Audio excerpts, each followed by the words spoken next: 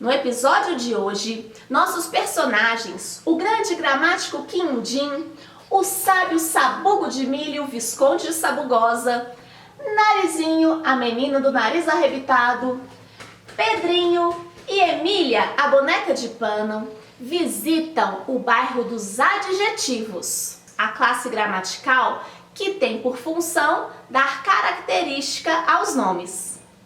Assim que entraram no bairro dos adjetivos, as crianças repararam que ali havia uma porção de armazéns, por onde entravam e saíam os já conhecidos substantivos. Ah, nem que coisa mais confusa, reclamou Emília. O que esses substantivos estão fazendo aqui, longe do bairro deles? Para mim, cada classe de palavras só podia ficar no seu próprio bairro, para não confundir a cabeça da gente. Ah, então você deveria conhecer a cidade da língua, Portugália, apenas quando as palavras dormem, disse Quindim, porque no dia a dia elas passeiam por todos os bairros. Os substantivos vêm aqui para buscar seus adjetivos, de acordo com o que o falante ou o escritor querem dizer. Entraram no pequeno armazém, onde se lia Armazém dos Adjetivos Pátrios. Lá dentro havia prateleiras com bandeirolas de diferentes países e estados. Esses adjetivos indicam a nacionalidade ou o local de origem de um ser, explicou Quindim. Eu, por exemplo, se fosse a esse armazém, pegaria os seguintes adjetivos: Belo Horizontina, mineira, brasileira e latino-americana. E você, quais pegaria? Depois de brincarem com os adjetivos pátrios, foram em direção ao maior armazém que havia por ali. Viram o substantivo menino entrar correndo nesse armazém e daí a pouco sair puxando um adjetivo. Parecia indeciso. O Visconde bem observou. Olha só, algum professor ou pai está adjetivando esse menino de levado, malcriado, peralta e preguiçoso. Que dó, disse Narizinho. Ei, menino, venha cá. Vamos comprar adjetivos mais bonitos para você. Que tal inteligente, esperto e esforçado? E lá foi Narizinho com o menininho buscar características mais bonitas para ele. Os demais entraram no armazém, que era enorme, quase um supermercado. Nas prateleiras havia diversos adjetivos que os substantivos colocavam em suas sacolinhas. O substantivo Odete entrou correndo e se esbarrou em Pedrinho, deixando cair sua bolsinha com vários adjetivos. Desculpe-me, menino, mas estou com muita pressa. Um namorado está escrevendo um poema de amor para sua querida Odete e preciso pegar aqui vários adjetivos. E claro, sendo feminina, preciso ainda passar na seção de gênero. E o pior, como é poema, terei de passar na seção de grau. E lá saiu Odete correndo após recuperar seus adjetivos com a ajuda de Pedrinho. Não entendi nada do que ela falou, disse Pedrinho. Seção de gênero e grau? Ah, já sei! Se for igual aos substantivos, os adjetivos também possuem flexão de gênero, número e grau. É isso, certo? Certíssimo! Disse o rinoceronte Quindim, nosso grande gramático. Observem que aqui todas as prateleiras apresentam adjetivos no singular e no gênero masculino. Essa é, digamos, a flexão normal das palavras. Isso porque a língua é machista, reclamou Emília. Então, se um substantivo feminino precisa de um adjetivo, continuou explicando Quindim, deve ir até a seção de gênero para pegar uma terminação feminina apropriada. Lá na seção de gênero, viram bancas em que os nomes femininos pegavam letrinhas para acrescentar nos adjetivos que tinham tirado das prateleiras. Vejam ali a Odete, apontou o rinoceronte.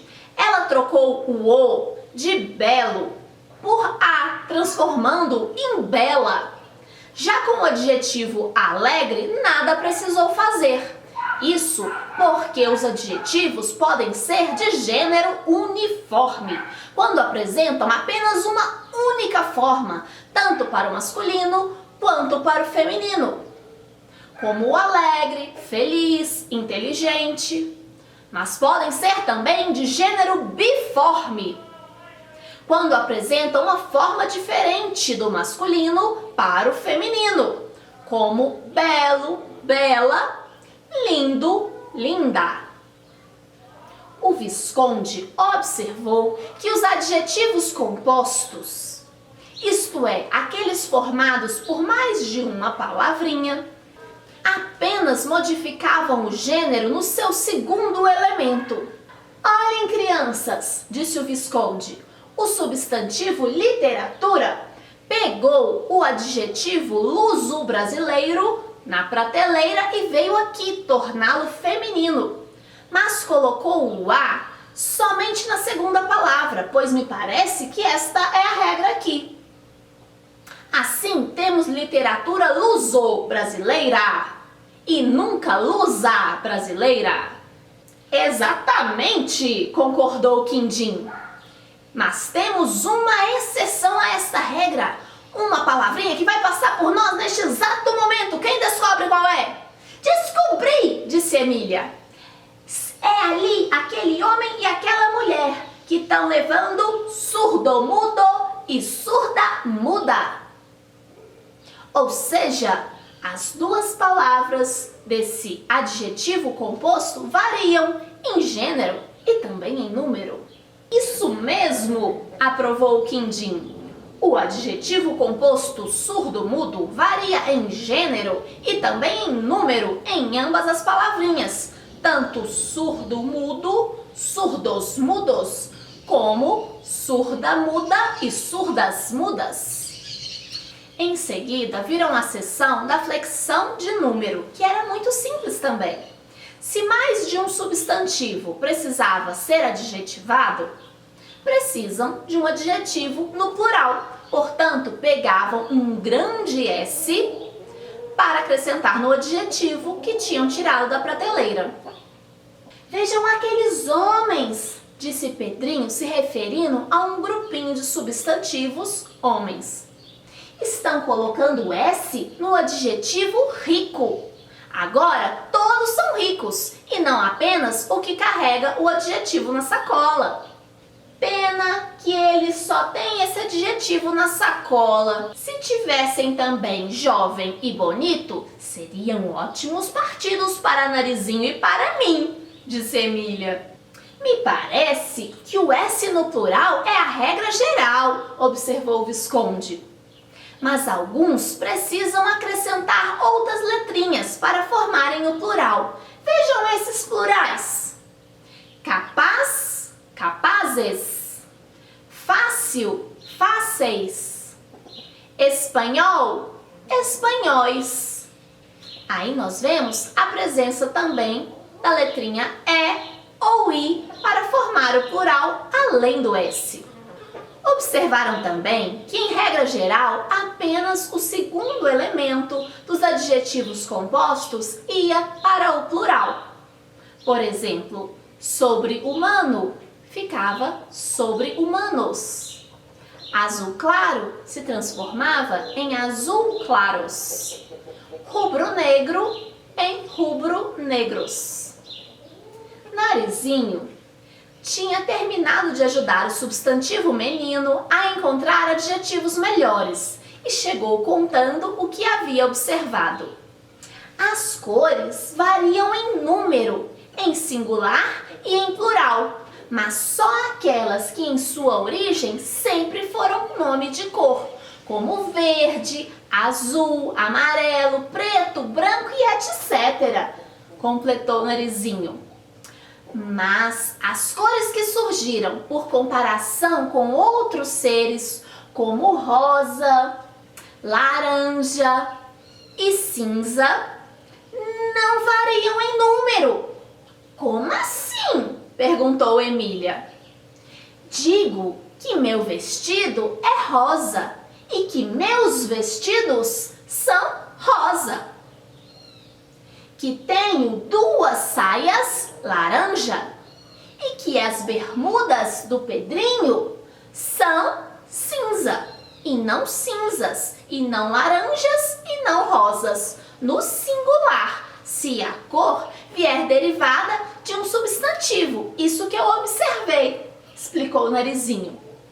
Muito bem, disse Quindim, e o mesmo vale para os adjetivos compostos. Se o segundo elemento, que deve variar em número, é um substantivo que apenas lembra uma cor, fica no singular, não varia.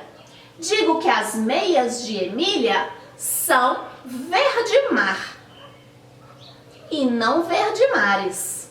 Digo que as botas do Visconde são marrom tijolo e não marrom tijolos.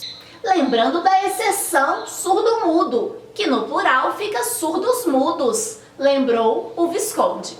Viram Odete passar de novo desesperada e ela lhes disse: venham comigo até a sessão de grau e me ajudem. Este poeta quer me deixar maluca. Nossos personagens correram atrás da doida da Odete. Na sessão de grau, viram 2 divisões principais. De um lado via-se a placa grau comparativo e do outro a placa grau superlativo. Odete estava no lado do comparativo, segurando o adjetivo belo, que já tinha sua marca de feminino, que o transformou em bela. Esse lado da seção tinha 3 bancas. Uma bem alta, com a faixa superioridade. Uma no meio, com a faixa igualdade. E outra bem abaixo, com a faixa inferioridade. Emília logo pegou uma escadinha para ver o que tinha na banca da superioridade. Ora, todo esse esforço só por causa desta palavrinha mais? Chateou-se Emília, mas ao puxar a palavrinha mais, viu que ela vinha atrelada com uma cordinha à palavrinha que. Dê-me isso, pediu Odete. Assim nosso poeta dirá que Odete é mais bela que Maria, sua antiga namorada. Isso, aprovou Quindim. Basta isso para que a namorada atual fique feliz em saber que é superior à ex. Mas parece que nosso poeta quer deixar isso bem claro, já que vou ter que me abaixar aqui na banca da inferioridade, porque ele escreveu agora que Maria é menos bela que Odete. O Visconde pegou para Odete, na banca da inferioridade, a única que o nosso sabugo alcançava, a palavrinha menos, que também, como mais, vinha atrelada com uma cordinha a palavrinha que. Coitada de Maria, disse Narizinho. Preferia que o poeta fosse mais simpático e usasse esse comparativo aqui. E Narizinho pegou na banca da igualdade a palavrinha tão, que vinha atrelada a quanto ou a como.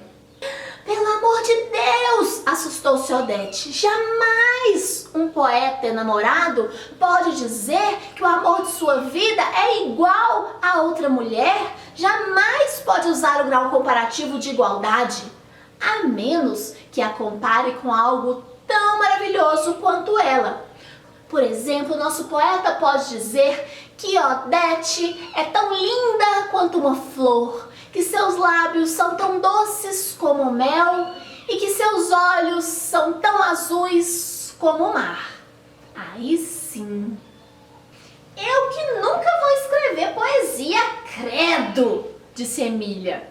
Já imaginou o namorado de Narizinho dizendo que ela é mais boa que a fulana, que ele é menos mau que o ciclano, que seu amor é mais grande que o céu e menos pequeno que o universo? Com essa fala de Emília, o nosso grande e cascudo gramático Quindim quase infartou. O Visconde, sabendo o remédio para isso, o abanou com sua gramática e ele voltou a respirar. Emília, advertiu o Visconde, não assassine nossa língua. Que foi que eu fiz? Perguntou Emília. Não se diz mais boa, se diz melhor, explicou o Narizinho. E não se diz menos mal, se diz pior.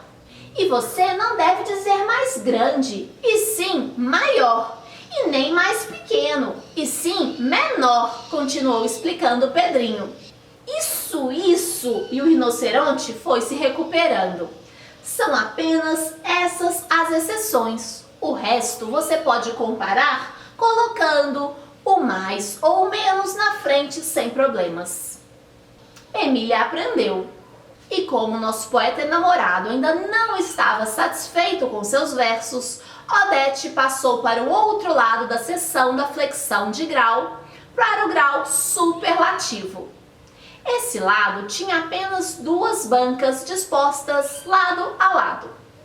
A banca do superlativo relativo e a do superlativo absoluto, cada uma subdividida em outras duas partes.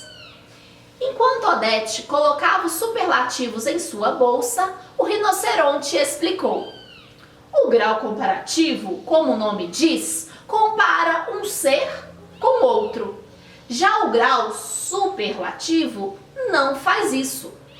O superlativo relativo fala a característica de um ser comparada com a de todos os outros seres semelhantes a ele.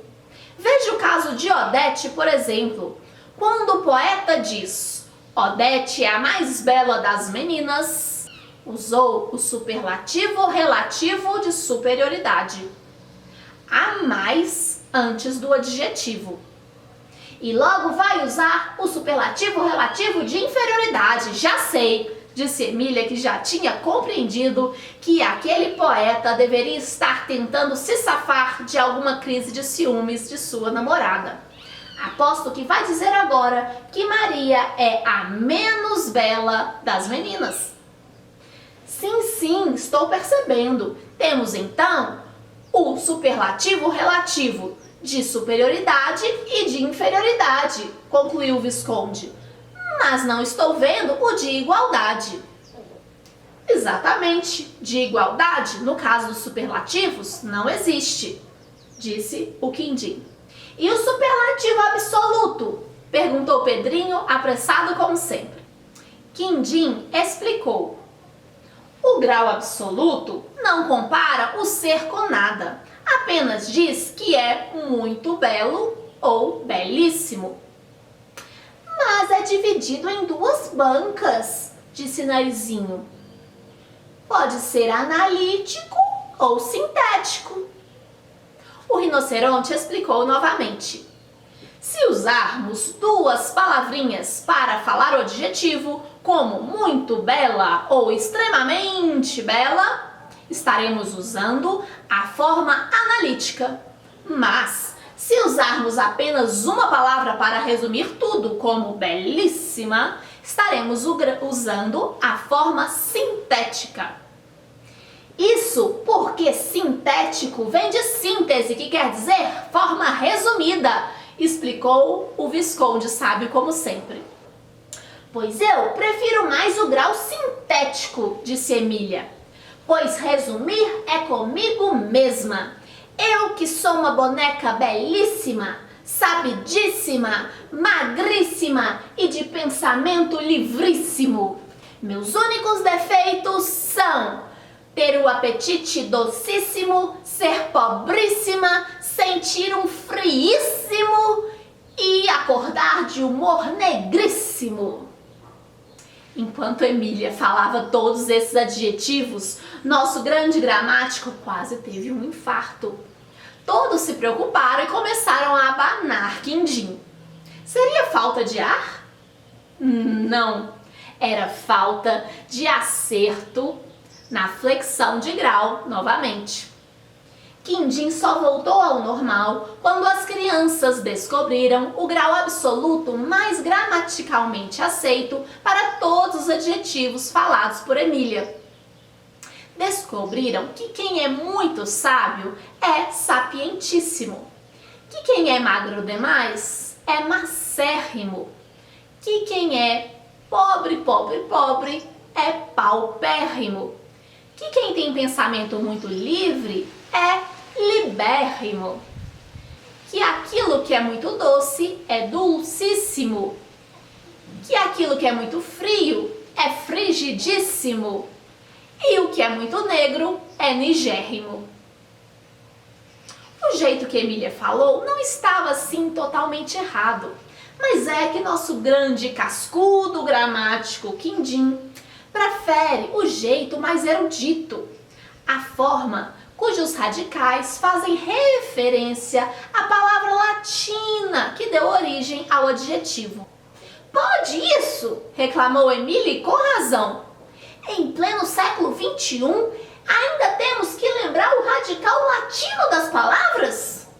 Com isso, a bonequinha se cansou daquele armazém e insistiu para que todos fossem logo para o bairro seguinte. Mas esse capítulo fica para um próximo vídeo. Inscreva-se no canal para não perder a saga dos personagens do Sítio do Pica-Pau Amarelo no País da Gramática. E compartilhe os vídeos com seus colegas para o nosso canal crescer e eu poder me dedicar mais a ele fazendo mais vídeos. Tchau!